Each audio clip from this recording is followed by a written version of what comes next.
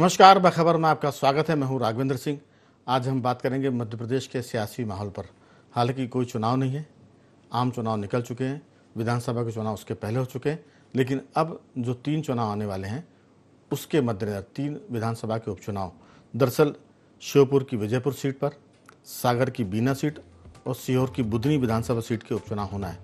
और बीजेपी का फोकस इस बात पर है कि देश की आधी आबादी यानी महिलाओं को अपना कोर वोट बैंक बनाए। अभी तक सियासत में सिर्फ कोर वोट बैंक था अल्पसंख्यक यानी मुस्लिम वर्ग, दलित और आदिवासी। बीजेपी ने इसमें एक नया रास्ता चुना है, वो है आधी आबादी महिलाओं की। और ये शुरू हुआ है पिछले विधानसभा चुनाव से। दरअसल जब लाडली बहनों के लिए 1200 रुपये देने की बात हुई, तब हमने इस पर चर्चा की थी कि ये गेम चेंजर है और एक तरह से शिवराज सिंह चौहान और भाजपा का मास्टर स्ट्रोक है। चौथी बार के चुनाव में जब जबरदस्त एंटी इनकम्बेंसी थी, तब बीजेपी के लिए इन महिलाओं ने चमत्कार किया और 230 विधानसभा की सीटों में 163 सीटें भाजपा को जिता कर दी।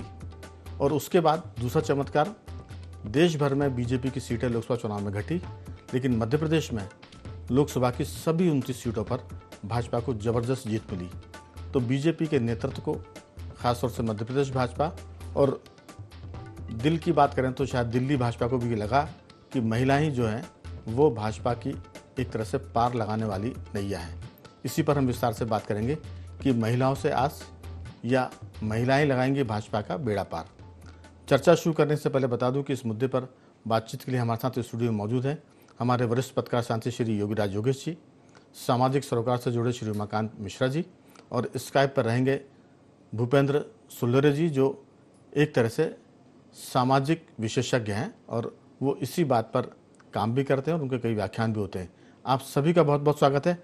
चर्चा की शुरुआत के साथ हमारे पास जो इस मुद्दे पर बाइट है उस पर भी हम बीच में जरूर सुनना चाहेंगे कि क्या इस पर हो रहा है। लेकिन आपको बता दें कि 9 अगस्त से 15 अगस्त के बीच मध्य प्रदेश भाजपा महिलाओं से संपर्क करेगी और रक्षाबंधन के मुद्दे पर, त्यौहार पर भाजपा सरकार ने उनको 250 रुपये देने का भी ऐलान किया है। और ये राशि लगभग 1900 करोड़ रुपए की होती है, जो मुख्यमंत्री डॉक्टर मोहन यादव सीधे बहनों के खाते में डालेंगे।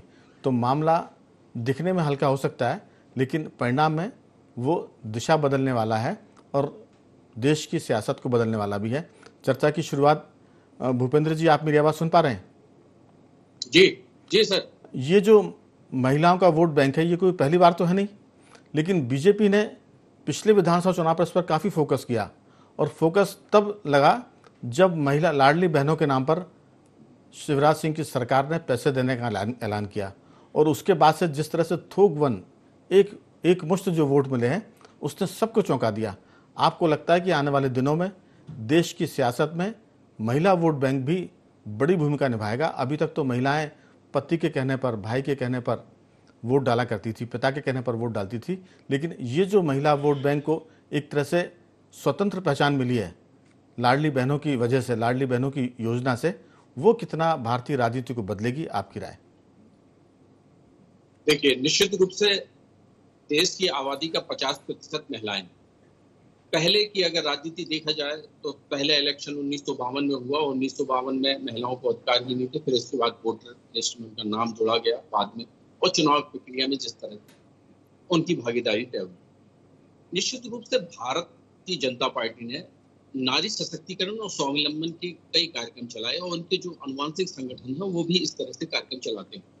तो उसका फायदा हुआ कि उन्होंने एक डिवीजन वोट पैदा किया और जो 50% मूल आबादी है उसको एक संगठित वोट के रूप में कलेक्टिव वोट बनाया। उसमें जाति, धर्म दोनों को एक डिवीजन बचाने के रूप में, एक पैकेज के रूप में बनाया।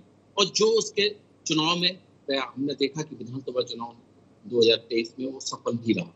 उसमें भले एक बजट देना पड़ा उनको लाडली बहना के रूप में, लेकिन इसके 2 परिणाम हुए हैं मुख्यतः। एक परिणाम ये हुआ कि ये राजनीतिक रूप में एक सफल रूप से एक डिवीजन होके वोट एक पैकेज के रूप में आया। दूसरा ये हुआ कि ये एक सशक्तिकरण को उन्होंने जो नारा दिया, लेकिन क्या ये कहा जा सकता है कि ये आत्मसम्मान और सशक्तिकरण की ये अवधारणा हो सकती है?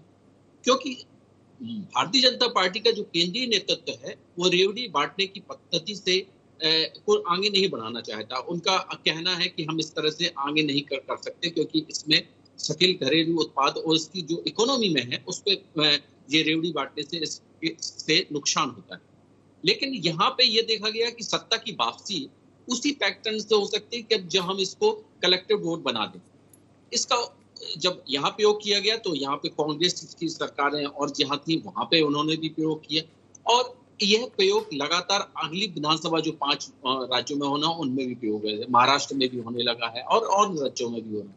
तो ये एक स्पेसिफिक एक बोर्ड बना लिया है। पहले हम देखते थे कि परिवार में जो मुखिया होता था, उसका पति होता था, उसका भाई या उसके पिता होते थे, वो जो कहते थे जब वोट डलता था।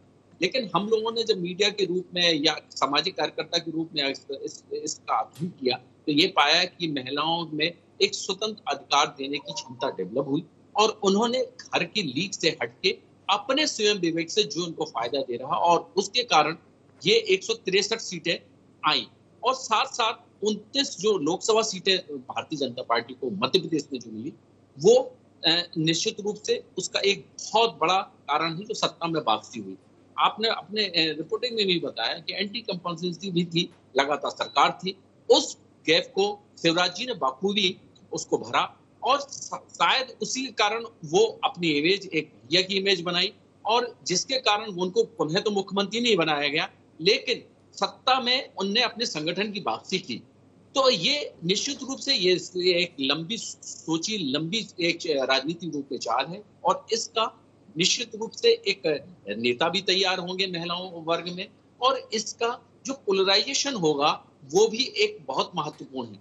लेकिन साथ साथ सरकार को ये भी देखना चाहिए कि महिलाओं के आर्थिक सहायता देने से अपितु अगर इस पैकेज को निश्चित रूप से उनके स्वावलंबन, उनके रोजगार या उनकी जो स्किल है उसको अगर डेवलप किया जाए तो वो ज्यादा अच्छा है, क्योंकि राजनीति में महिलाएं जो होती हैं 2 परिवारों को संभालती हैं, एक अपने जो मायका पक्ष होता है, एक ससुराल पक्ष। तो बिल्कुल, ये बहुत महत्व। बिल्कुल भूपन जी, दरअसल ये जो सारा मामला है हम इसी पर फोकस करना चाहते हैं कि देश के अब बड़े नेता बन चुके हैं, चूंकि वो नेता प्रतिपक्ष भी हैं लोकसभा में, और हम तो उनको राजनीति का पंडित भी इसलिए मानते हैं क्योंकि वो 2 यात्राएं कर चुके हैं देश की, एक भारत जोड़ो यात्रा और दूसरी वो न्याय यात्रा की बात। उन्होंने भी, राहुल गांधी जी ने भी भोपाल की एक यात्रा में कहा था कि विधानसभा चुनाव की बात कर रहा हूँ, मैं थोड़ा सा पीछे जा रहा हूँ भूतकाल की तरफ, उसमें उन्होंने कहा था कि आप मेरी बात लिख लीजिए, मध्य प्रदेश में बीजेपी साफ हो रही है, छत्तीसगढ़ में हम सरकार बना रहे हैं, और राजस्थान में हम थोड़ा सा फाइट करके सरकार बनाएंगे। लेकिन ये जो उनके अनुमान थे, उन्होंने कहा कि लिख के रख लो मेरी बात को आप। लेकिन नतीजे जब आए तो मध्य प्रदेश में 163 सीट, यानी कांग्रेस साफ हो गई, छत्तीसगढ़ में बीजेपी की सरकार बनी और राजस्थान में बनी। तो ये जो सारे अनुमानों को उलट पुलट, सारे पंडितों के आंकड़ों को उलट पुलट करने वाला मामला था, वो महिलाओं का था, और वो ये था कि लाडली बहना, पहले तो वो लाडली बिटिया थी, लाडली लक्ष्मी, जो शिवराज सिंह चौहान ने सीएम बनती 2005 में इसको लागू किया था, और उसके बाद उनके आखिरी कार्यकाल में लाडली बहना आई, और इन दोनों मुद्दों ने बीजेपी के लिए महिला का जो था वो कोर वोट बैंक बनाने में एक तरह से अंतिम मोहर लगाई। लेकिन उमाकांत जी, दरअसल हर पार्टी का अपना वोट बैंक होता है। बीजेपी की सियासत राष्ट्रवाद की रही है, हिंदुत्व की रही है, तो हिंदू उनका वोट बैंक था। कांग्रेस की सियासत अल्पसंख्यकवाद को लेकर थी, तो मुसलमान उनका वोट बैंक था। अगर हम सपा की, बसपा की बात करें तो पिछड़े और दलित उनका वोट बैंक था। लेकिन इन सारे वोट बैंक में महिलाएं होती हैं, मुसलमान में भी होती है, दलित में भी होती है, आदिवासियों में भी होती है, पिछड़ों में भी होती है। तो बीजेपी ने लाडली बहना और जिसे कहते हैं कन्या की बात की, उसको लेकर हमें लगता है कि पूरे देश की सियासत को बदल डाला है, और ये नतीजे उसी तरफ इशारा कर रहे हैं कि अब देश की राजनीति महिलाओं की तरफ चलेगी, वो है आधी आबादी। आपकी राय?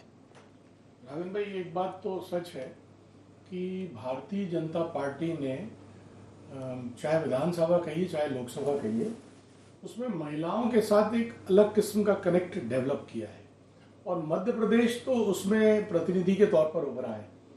देखिए, महिलाओं को लेकर राजनीतिक पंडित जो पहले, जब पिछला विधानसभा चुनाव हमारा हो रहा था, तब एक पंडितों की राय जरूर बन रही थी कि मध्य प्रदेश में शायद भारतीय जनता पार्टी इस बार उतने दमखम के साथ अपनी उपस्थिति को दर्ज नहीं कराएगी, लेकिन ऐसा हुआ नहीं। अब उसमें हमारे उस समय के मुख्यमंत्री शिवराज जी मामा जी की बात कर लें या जो भी कहें, लाडली बहना वाला एक जो फैक्टर आया था ना, वो राजनीति में मध्य प्रदेश को महिलाओं से सीधे कनेक्ट को प्रतिपादित करता है।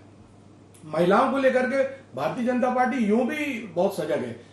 आप अगर ऊपर भी देखेंगे तो जितनी योजनाएं चलती हैं, और मुख्यमंत्री की बात ही क्यों करें, प्रधानमंत्री भी महिलाओं की जब बातें करते हैं तो अलग से बातें करते हैं। बिल्कुल, महिलाओं को एक सिर्फ एक वोट बैंक की तरह मैं उमाकांत जी थोड़ा सा रुकूंगा आपको, आपके प्रवाह में मैं बाधा पैदा कर रहा हूँ। मैं अभी जा रहा हूँ योगीराज जी के पास, आपका माइक नहीं लग पाया तो उसको ज़रूर आप लगा लें ताकि आपकी बातचीत ठीक से पहुँच पाए। तब तक मैं योगीराज जी के पास आ रहा हूँ। योगीराज जी, ये जो सारा मामला है कहीं ना कहीं ये बताता है कि अब देश की राजनीति में अल्पसंख्यक, दलित, आदिवासी, किसान, पिछड़े, ये बटे हुए वोट बैंक थे, लेकिन इन सारे वोट बैंक में महिलाएं होती हैं, कन्याएं होती हैं। तो लाडली लक्ष्मी और लाडली बहना, ये एक ऐसा मुद्दा है, एक ऐसा एंगल है राजनीति का जो हर तरफ के वोट बैंक में से अपना हिस्सा लेकर जो पार्टी इनको संभालेगी, जो इनको अबेर कर रखेगी, जो इनकी चिंता करेगी, ये वोट उनकी तरफ जाएंगे। मध्य प्रदेश में दोबारा जिक्र कर रहा हूँ, मध्य प्रदेश में बीजेपी को हार की तरफ जाने से कोई नहीं रोक पा रहा था, ऐसा सब लोग कह रहे थे। पिछले हम विधानसभा चुनाव की बात करें जो 2023 दिसंबर में हुआ, लेकिन नतीजों ने बताया कि 163 सीटें, उसमें सीधा सा मामला लाडली बहनों का था। उन्होंने एक मुश्त वोट किया और वो उनकी वोट संख्या थी लगभग 1.25 करोड़, क्योंकि इतनी बहनों का पंजीयन किया गया था इस योजना के तहत। आपकी राय, देश की दिशा आगे बढ़ाने में महिलाएं कितना योगदान करने वाली? देखिए, महिलाओं ने अपनी राजनीति में अपनी भूमिका से भी ये बता दिया है कि वो नेतृत्व करने में सक्षम है जी। एक समय था जब उनकी लीडरशिप पे सवाल उठते थे, लेकिन अब वो सवाल बहुत पीछे रह गए हैं और ये उन्होंने साबित किया। एक बात और है कि हम बार बार ये बोलते हैं कि भारतीय जनता पार्टी ने, बिल्कुल इसमें कोई दोहराई नहीं कि कनेक्शन, एक पारिवारिक रिश्ता बनाया बीजेपी के नेताओं ने और बीजेपी ने, इसमें कहीं से कोई दोहराई वाली बात नहीं है। महिलाओं की व्यक्तिगत भी यदि आप बात की जाए, सारे राजनीतिक दल महिलाओं को रिझाने में लगे हुए हैं। जब सबको समझ में आ गया कि आधी आबादी बहुत बड़ा वोट बैंक है, तो कांग्रेस भी इसमें पीछे नहीं रही, वो भी नारी सम्मान योजना लेकर आई थी। लेकिन महत्वपूर्ण बात यह है कि नारियों ने अपने आप को बीजेपी के रूप में, वो अपने आप को ज़्यादा सेफ महसूस करती हैं। ये ऐसा परसेप्शन भी बना और ऐसा रिजल्ट भी है बनिस्बत अन्य दलों की तुलना में। आप किसी भी राजनीतिक दल में चले जाइए, आप कांग्रेस हो, समाजवादी पार्टी हो या अन्य जितने भी चल रहे हैं, उसमें महिलाएं अपने आप को कनेक्शन बीजेपी से ज़्यादा नज़दीक पाती हैं, ऐसा मेरा मानना है। और ये गेम चेंजर साबित है, ये तो अपन ने रिजल्ट में देख ही लिया। मध्य प्रदेश में इसलिए महत्वपूर्ण, आप देखिए मध्य प्रदेश उन राज्यों में शामिल है जहाँ बस मध्य प्रदेश में तो घर में बस बेटी पैदा हो जाए बस, इसके बाद तो सरकारी खर्च उठाती उसका। तो ऐसा कोई देश में कोई राज्य ऐसा कि बच्ची पैदा हो जाए तो उसके जापे के लड्डू मध्य प्रदेश में मिलते हैं, फिर वो बड़ी हो जाए तो स्कूल जाने के लिए साइकिल उसको मिल रही है, उसकी शिक्षा मुफ्त हो रही है, उसको स्कॉलरशिप मिल रही है, स्कूटी, कंप्यूटर ये मिल रहे हैं। विवाह की बात आती है तो 51,000 रुपये नकद और स्कीम है विवाह की महिलाओं को। तो कहा यह भी जा रहा है कि यहाँ केवल लक्ष्मी पैदा हो जाए बस, वो पैदा होते से लखपति है। तो ये बिरला मध्य प्रदेश है ऐसा उदाहरण। और आप ये देखिए कि जब ऐसा एक सेट किया मध्य प्रदेश ने एक पैमाना सेट किया, तो आज पूरे देश की राजनीति उसी दिशा में आ गई। महाराष्ट्र में भी चुनाव होने जा रहा है, उसमें 1500 रुपये मुद्दा बना हुआ है वहाँ, वो भी कह रहे हैं हम भी 1500 रुपये नारियों को देंगे। और भी जिस जगह भी स्टेट्स में जहाँ भी इलेक्शन है या सेंट्रल की भी आप बात कर ले, वो लखपति दीदी की बात वहाँ हो रही है। तो कहने का अर्थ है कि पूरे दिशा बदल गई पूरी देश की राजनीति की, और ये दिशा बदली महिलाओं ने। बिल्कुल। और ये साबित किया उन्होंने कि हमारी इम्पोर्टेंस कितनी है, और हम उस जो आप हम पर भरोसा कर रहे हैं उस पर खरे भी उतर रहे हैं। दरअसल महिलाओं ने तो सब कुछ बदला ही है, इसमें कोई शक नहीं। वो घर भी चलाती हैं और देश को भी इंदिरा जी ने चला के बताया, बाद में फिर बहुत सारी नेता भी हुई। लेकिन सवाल है कि जो भूपेंद्र जी चिंता जता रहे थे, उमाकांत जी आपकी बात अधूरी हो गई थी, पहले आपके पास आता हूँ। उनकी चिंता ये भी थी कि अगर फ्री की चीज़ें बहुत बटेंगी तो फिर देश कैसे चलेगा, क्योंकि इतना पैसा इसमें जाएगा कि सारे विकास कार्य का पैसा सिर्फ लाडली बहनों के भुगतान में जा रहा है। देश में, मध्य प्रदेश में बहुत सारे काम रुके पड़े हुए हैं। तो इस विषय पर तो भूपेंद्र जी अपने विचार जताएंगे। आप ज़रूर इस पर बातचीत कर सकते हैं कि ये जो सारा मसला है वो महिलाओं के लिए कितना महत्वपूर्ण है और राजनीति में, क्योंकि आम आदमी पार्टी ने फ्री की सब चीज़ देकर दिल्ली में ज़बरदस्त तरीके से सरकार बनाई, फ्री की सब चीज़ देकर बिजली पानी और ये सब करके पंजाब में सरकार बनाई, फ्री के मुद्दे पर वो गुजरात में भी उन्होंने उपस्थिति दर्ज कराई।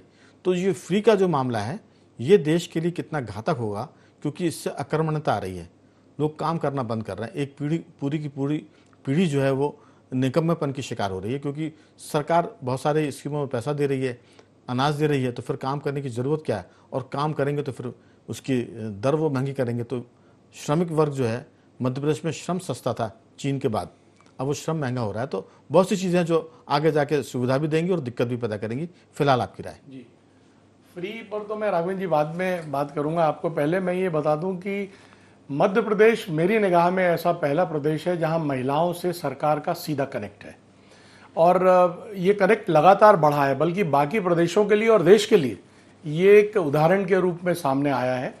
मध्य प्रदेश में देखिए, पहले स्थिति क्या होती थी राघवेंद्र जी की, महिला वोटर जो होती थी ना, वो अलग से कोई आइडेंटिटी नहीं थी। घर का पुरुष या पति, पिता, भाई जो कह देता था, महिला पहले वहां वोट करती थी।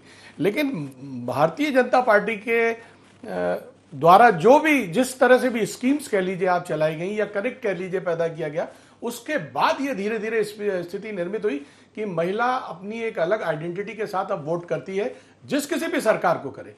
लेकिन मध्य प्रदेश में तो ये सच है कि पिछले बार जो चुनाव की स्थितियां बन रही थी, उसमें जो परिवर्तन हुआ लास्ट मिनट, जिसको गेम चेंजर आप कह रहे हैं, बिल्कुल सही शब्द है वो, तो वो लाडली बहना वाले मसले से ही हुआ था। कोई किसी भी बात का कोई भी दावा कर ले, लेकिन फैक्टर वही था चेंज करने के लिए। रही फ्री बीज की बात, तो राघवेंद्र जी ये तो सच है कि फ्री बीज का देश के आर्थिक हालात को बिगाड़ने में एक बहुत महत्वपूर्ण योगदान होने वाला आने वाले समय में। लेकिन अब दुर्भाग्य कहें या सौभाग्य कहें, जो भी आप कह लें, कि कमोबेश हर पार्टी इसी पर निर्भर कर रही है, क्योंकि और एक प्रदेश में नहीं, राष्ट्रीय स्तर पर ऐसा हो रहा है। आसान रास्ता, ये आसान मुद्दा है, क्योंकि इसमें लोगों को समझाने की जरूरत नहीं है। फ्री में आप पैसा दीजिए, लोग आपको वोट करेंगे। लेकिन ये भी नहीं है कि आर्थिक स्थिति की बात है, इसमें एक पूरी जो पीढ़ी है उसकी हम बात करेंगे भूपेंद्र जी। गांव से लेकर शहरों तक आपको मजदूर नहीं मिलेंगे। मजदूर से मेरा मतलब स्किल्ड लेबर से भी है, वो नहीं मिलेगा, क्योंकि मुफ्त की बहुत सी चीज़ें मिल रही है। इससे अर्थव्यवस्था को तो दिक्कत आएगी, विकास कार्य को दिक्कत आएगी, प्लस जो हमारी नौजवान पीढ़ी है जो इसके जाल में फंस रही है, ये भी एक किस्म का नशा है, मुफ्त की चीज़। आपकी राय, कैसे देखते हैं इसको? देखिए, ये बिल्कुल सही बात है कि वोट को एक व्यक्तिकरण किया गया है। इसके अगर हम अनुसंधान के बाद एक शोध के रूप में अगर अध्ययन करें तो हम ये पाएंगे कि पुरुष और महिलाओं का जो लिंगानुपात था वो कम हो रहा था। उसके तहत मध्य प्रदेश शासन ने, राजस्थान और कई सरकारों ने और भारत सरकार ने भी पुरुष के प्रति और महिलाओं की जो हजार और उनके बीच में जो 800 और 900 का और जो कभी 70 कभी 100 का जो गैप था, उसके लिए जो योजनाएं शिक्षा के रूप में, छात्रवृत्ति के रूप में और उनके भ्रूण हत्या ना हो, इसके तहत उन्होंने ये योजनाएं लागू की। लेकिन उसके बाद उन्होंने लगातार शोध किए और शोध करने में ये पाया कि ये कलेक्टिव वोट भी बन सकता है, क्योंकि हाई सेकेंडरी स्कूल में जब बच्ची जाती है तो वह लगभग वोटर बन जाती है। और उसके हिसाब से उन्होंने इसी तरह से उन्होंने हायर एजुकेशन में उन्होंने रखा कि हायर एजुकेशन की जो शिक्षा होगी, अगर वो 12वीं के बाद जाएगी तो वो निःशुल्क होगी। इस तरह से ये चरणबद्ध तरीके से ये काम लागू होते हैं। लेकिन हम ये भी माने आप उस चीज में, क्योंकि हमें राजनीति पार्टी को सार्थ रूप में देश के विकास के लिए भी सोचना है। हम अगर आप आर्थिक सर्वे की रिपोर्ट देखें या वो देखें तो पंजाब लगभग अपने जो रेवेन्यू का है उसका 53% अपनी योजनाओं में देता है, 36% मध्य प्रदेश देता है जो आमदनी का है। तो जो आमदनी हो रही है वो आप किस सब्सिडी में बांट रहे हैं, जो 36% ये सब कुछ। तो ये साथ साथ ये भी अध्ययन करना पड़ेगा कि राजनीति में इस तरह से जो हम दिशा तय कर रहे हैं, क्या इससे स्वावलंबन बढ़ेगा। दूसरी बात, आपने एक बहुत महत्वपूर्ण बात कही कि मजदूरों की मजदूरी, उससे दो कारण, एक मजदूरी तो लोग कर रहे हैं, आलसी और कामचोर तो बन ही रहे हैं, साथ में एक बहुत बड़ा फैक्टर बन रहा है वो व्यसन की ओर जा रहे हैं और व्यसन से अपराधीकरण हो रहा है। क्योंकि व्यक्ति काम नहीं करता है तो जिसके कारण वो क्या होता है, जो पैसा होता है, आप अगर गांव में देखा हो तो जो मजदूर आप खाली बैठे रहेंगे, वो ताश खेलते रहेंगे या शराब पिएंगे या चरस या वो उस तरह के सेवन करते रहेंगे, और जब उनकी आदत और शारीरिक रूप से जब पंगु हो जाते हैं और तो वो अपराधीकरण की ओर जुड़ जाती है, तो समाज में अपराधीकरण की भी एक संज्ञा आती है। तो महिलाओं के साथ साथ भूपेन जी ये भी चिंता का विषय है, क्योंकि भविष्य में ये सब हम जो अगर सोचेंगे तो ये सब चीजें हमको विजुलाइज हो रही हैं कि ऐसा होने वाला, लेकिन लोगों को तो सत्ता चाहिए। अब सत्ता की प्रतिस्पर्धा में तो दक्षिण भारत की हम बात करें तो वहाँ तो कहा गया कि 1 लाख रुपए आपको मिला करेंगे। लखनऊ में तो वारंट भरवा लिए थे, चुनाव के बाद लोग पहुंच गए थे दफ्तर में पॉलिटिकल पार्टीज के कि हमको पैसा दीजिए। तो ये जो स्थिति है कि देश का कुछ भी हो, हमको सरकार में आना है, ये प्रवृत्ति भी रोकनी पड़ेगी। क्योंकि मेरा मानना है योगी राज जी कि ये भी एक किस्म का देश के साथ द्रोह है। ये उनके साथ भी द्रोह है जो लोग ईमानदारी से काम करना चाहते हैं, जो टैक्स पे करना चाहते हैं और जो सिस्टम में रहकर तरक्की की बात सोचते हैं, उनके लिए भी ये बहुत मुश्किल का दौर है। सरकार तो बनती बिगड़ती रहेंगी, लेकिन अगर देश की अगली पीढ़ी किसी किस्म से बिगड़ जाए तो वो देश के लिए नुकसानदेह। लेकिन अभी तो बीजेपी ने एक जो काम किया है वो ये किया कि महिला वोट बैंक को यूनाइट कर दिया है। वो किसी भी जाति का हो, बिरादरी का हो, किसी वर्ग का हो, वो बीजेपी के साथ जा सकता है। ये भारतीय राजनीति में एक बड़ा परिवर्तन है, क्योंकि इसके पहले मुस्लिम वोट जाते थे थोक में, दलित वोट जाते थे, कुछ जगह किसान वोट भी जाते थे। ये सब चीज़ें कहीं ना कहीं बदल रही हैं, और अगर बीजेपी ये बदलाव कर सकती है तो जो हम चिंता जता रहे हैं, संभवतः बीजेपी उस चिंता को भी बदल सकती है, क्योंकि उसमें लीडरशिप है। आपकी राय? बिल्कुल सही कह रहे हैं राघव जी आप। और इसलिए आप देखिए कि भाजपा भारतीय जनता पार्टी की जो पॉलिसी, जो मेकर्स जो लोग हैं, वो भी इस बात पर पॉलिसी बनाते समय तय करते हैं, विचार करते हैं कि इसमें महिलाओं के लिए क्या होने जा रहा है। अभी आप ये देखिए, अब जैसे रक्षाबंधन आया या जब 30 त्यौहार आए तो उन्होंने 250 रुपये की जो अभी घोषणा की मोहन यादव सरकार ने, सिलेंडर 450 में उन्होंने किया महिलाओं के लिए। तो ये कहीं ना कहीं चिंता उसी बात की और उसी सेगमेंट पर फोकस करने वाली बात है। महत्वपूर्ण बात है इसमें ये भी, कई बार ये होता है जैसे योजनाएं कोई लॉन्च करता है, जैसे लाडली लक्ष्मी और लाडली बहना के मामले में इसमें कोई दो राय नहीं कि शिवराज सिंह चौहान नंबर 1 रहे, उन्होंने वो आगे रहे इस मामले में, लेकिन उसको कंटिन्यू कर रहे हैं मध्य प्रदेश के बाकी जो आने वाली जो नई जो लीडरशिप है। तो ये एक अच्छा संकेत है। नहीं, उसमें खतरे भी है। संकेत तो ठीक है, मजबूरी भी है। आप नहीं करेंगे तो आपका बुरिया बिस्तर बन जाएगा। तो ये समझ में आ गया ना, ये डर भी है। तो ये डर है, संकेत तो पता नहीं कितने मन से कोई कर रहा है कि नहीं कर रहा है, लेकिन उसी के चलते कांग्रेस ने भी घोषणा कर दी कि हम इतना पैसा देंगे। मैं उस फिगर पर नहीं जा रहा हूँ। दक्षिण भारत में घोषणा कर दी, लखनऊ में, यूपी में घोषणा कर दी। तो ये प्रतिस्पर्धा है, ये कितना आगे जाएगी कितना नहीं जाएगी तो मुझे नहीं पता। लेकिन उमाकांत जी, जो पार्टी चाहे बीजेपी हो चाहे कांग्रेस, अगर उसके नेतृत्व में शक्ति है तो वो लोगों को वोट दे सकती है पैसा देकर, और फिर वो लोगों को समझा भी सकती है कि मुफ्त के पैसे से देश चल नहीं पाएगा, इसलिए अगर आप पैसा ले रहे हैं तो काम भी करें। ये बात आने वाले सालों में जरूर करनी पड़ेगी। अभी आप भले ही मुफ्त में कुछ दे दें, सरकार बना ले, लेकिन ये बहुत दिन तक चलेगा नहीं। आपकी छोटी सी राय? बिल्कुल सही कह रहे हैं आप राघवेंद्र जी, लेकिन देखिए एक इसका दूसरा पहलू भी है। दूसरा पहलू ये है कि महिला एक परिवार का सदस्य होती है राघवेंद्र जी। तो जब आप सरकार महिला की मदद करती है तो इनडायरेक्टली वो परिवार की भी मदद होती है। तो कनेक्ट अगर महिला से बनता है तो आप ये मान करके चलिए कि महिला से जुड़े हुए लोगों का भी पार्शियली ही सही, लेकिन कनेक्ट तो उनका भी बनता है। यानी कुल मिलाकर आप परिवार पर आ जाते हैं, और महिलाओं के साथ साथ उस परिवार के सदस्यों का भी कनेक्ट उस पार्टी के साथ हो जाता है। बिल्कुल। दूसरी एक बात और मैं आपको कहना चाहूंगा, उत्तर प्रदेश के इलेक्शंस में आप जो जिक्र कर रहे थे ना, वो बिल्कुल सत्यता है। चूंकि मेरा उत्तर प्रदेश से संबंध है, इसलिए मैं आपको ये कह पा रहा हूं कि जो 1 लाख रुपए देने की घोषणा हुई थी ना, भले ही वो झूठी घोषणा थी या वो नहीं हुई, फलीभूत बाद में हो नहीं पाई, लेकिन उसने भी एक परिवर्तन वहां के वोट्स में किया है, और बहुत बड़ा एक कारण बना है उत्तर प्रदेश में कि जिस घोषणा के साथ बहुत सारा वोट शिफ्ट हुआ है कांग्रेस की तरफ जी। तो ये, और वो जगजाहिर है, वो 3-4 कारणों में से एक बहुत मुख्य कारण रहा है। बिल्कुल। तो महिलाओं की मदद करने की हर पार्टी कोशिश कर रही है राघवेंद्र जी। बिल्कुल। मैं इसमें एक पॉजिटिव बात और भी है कि पैसे देने का मामला शुरू हुआ था मनरेगा से, और मनरेगा को थोड़ा सा मॉडिफाई किया मोदी सरकार ने, और उन मजदूरों के खाते खुलवा सीधा उनके बैंक में पैसा गया। उसके बाद जो ये फ्री की घोषणा है, इसके नुकसान तो हैं। इसका एक फ़ायदा ये भी है कि ये सब पैसा अंततः बाजार में आता है, क्योंकि अगर महिला को 1200 रुपये मिल रहे हैं तो वो उस पैसे को बैंक में जमा नहीं करेगी, वो घर में खर्च करेगी, चाहे वो बच्चे के दूध पर हो, चाहे कोई पैसा इकट्ठा करके वो कोई सामान लेकर आ जाए। तो इससे एक चीज़ तो है कि बाजार में रौनक है, क्योंकि इतना हज़ारों करोड़ रुपए जब बहनों के पास जा रहा है और वो पैसा वाया बहन बाजार में आ रहा है, तो बाजार में रौनक है, आर्थिक स्थिति बेहतर है, हमारे जो अर्थशास्त्र के जो सूचकांक है वो बेहतर नतीजे दे रहे हैं। तो कुल मिलाकर सरकार जो पैसा दे रही है वो बाजार में आ रहा है और बाजार में आने से अर्थव्यवस्था को बेहतरी मिल रही है। लेकिन जो हम चिंता जता रहे हैं वो ये कि इससे लोगों की आदत बिगड़ रही है। आदत अगर बिगड़ती रही तो मुफ्तखोरी की आदत लगेगी। उम्मीदें हैं राजनीतिक दल इस पर भी सोचेंगे और अपनी मुफ्त की घोषणाओं को कहीं ना कहीं थोड़ा लगाम लगाएंगे, कसेंगे और जनता का मन बदलेंगे कि वो मुफ्त के साथ साथ काम भी करे ताकि देश बेहतर हो। मैं तीनों मेहमानों का धन्यवाद करूंगा। भूपेन जी आपका साधुवाद, उमाकांत जी आपका धन्यवाद और योगराज जी आपका बहुत बहुत धन्यवाद कि आपने इस चर्चा में हिस्सा लिया। तो बख और मैं सिर्फ इतना ही। बने रहिए हमारे साथ और देखते रहिए IND 24।